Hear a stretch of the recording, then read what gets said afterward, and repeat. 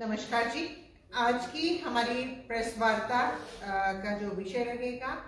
हमारा स्वास्थ्य संबंधी जो हमारी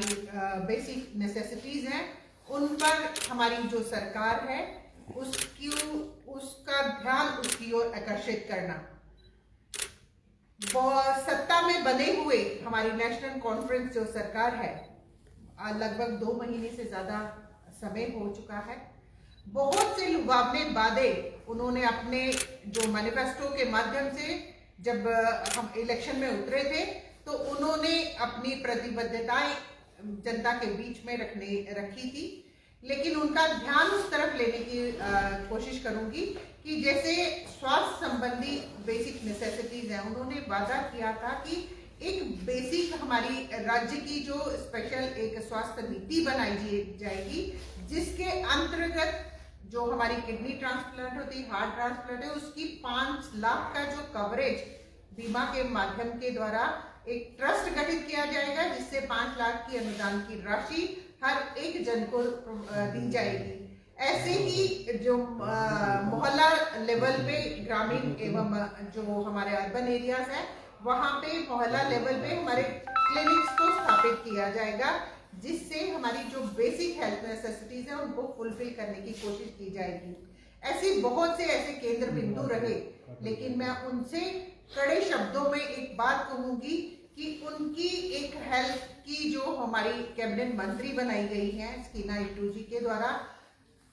अलग अलग अस्पतालों में निरीक्षण करने जाया जाता है और वहां पर उपस्थित जो हमारे डॉक्टर्स हैं, हमारे नर्सिस हैं, जो मेडिकल स्टाफ है, उनको निलंबित किया जाता है, सस्पेंड किया जाता है। क्या ये एक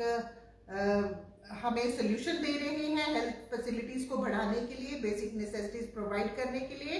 क्या ये सस्पेंशन नीति को एक तरफ रखते हुए जो बेसिक हेल्थ इंफ्रास्ट्रक्चर है उसको इम्प्रूव करना, क्या उनकी प्रायोरिटी नहीं रहनी चाहिए कि अगर हमारी बेसिक हेल्थ इंफ्रास्ट्रक्चर को अगर इम्प्रूव किया जाएगा तो वो एक वे आउट रहेगा हमारे लोगों के लिए, कि जिससे वो स्वास्थ्य सुविधाओं को एक भली भांति उसका लाभ उठा सकेंगे। मैं इस आपके माध्यम से उनका ध्यान ये आकर्षित कराना चाहती हूँ कि जो हमारे प्राइमरी हेल्थ सेंटर्स हर एक वार्ड में ग्रामीण एवं अर्बन एरिया में खुले हुए हैं ऑलरेडी, उनको अगर अपग्रेड किया जाए, अपग्रेड करके 1 से 2 बेडेड अगर उनको बना दिया जाएगा विद द मेडिसिन फैसिलिटी और बेसिक जो हमारी जो टेस्ट फैसिलिटीज होती हैं, जैसे शुगर है, किसी का ब्लड प्रेशर चेक करना है, किसी को डिहाइड्रेशन हो जाती है, तो इमीडिएटली हमारे यहाँ के जो लोकल्स होते हैं हमेशा रश करते हैं गवर्नमेंट मेडिकल हॉस्पिटल की तरफ, तो उसका लोड कम हो। इनका ध्यान इसकी तरफ आकर्षित कराना चाहिए कि उसका लोड कम करने के लिए कि ये बेसिक फैसिलिटीज अगर हमारे उन प्राइमरी हेल्थ सेंटर्स में अगर अपग्रेड कर दी जाए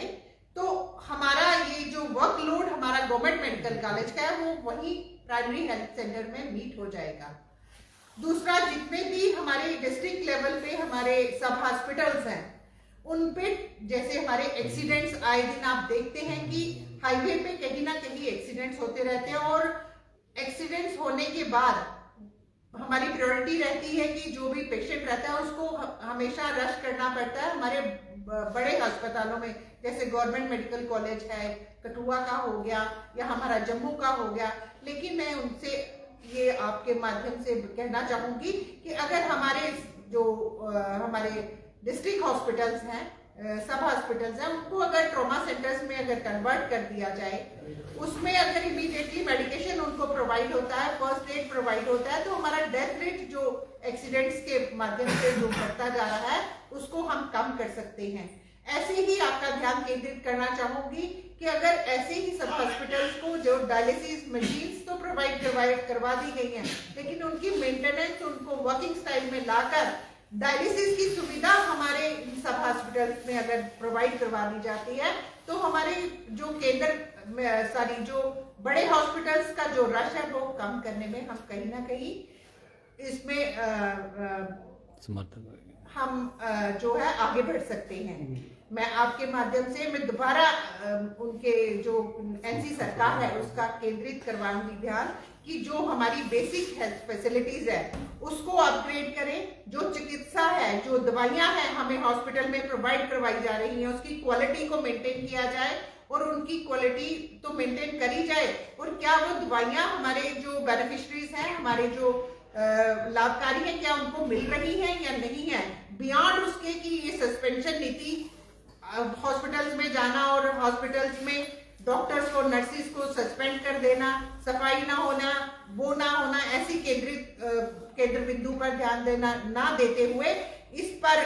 2 से ज्यादा महीने हो गए हैं सत्ता में आए हुए। मैं उनका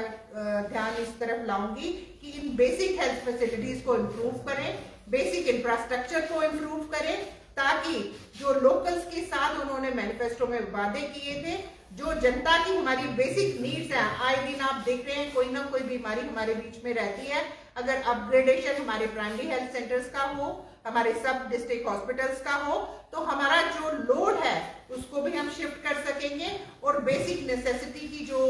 हमारी हेल्थ फैसिलिटी है वो भी जनता तक हम पहुंचाने का। और जो पोस्टें हमारे हॉस्पिटल्स में वेकेंट है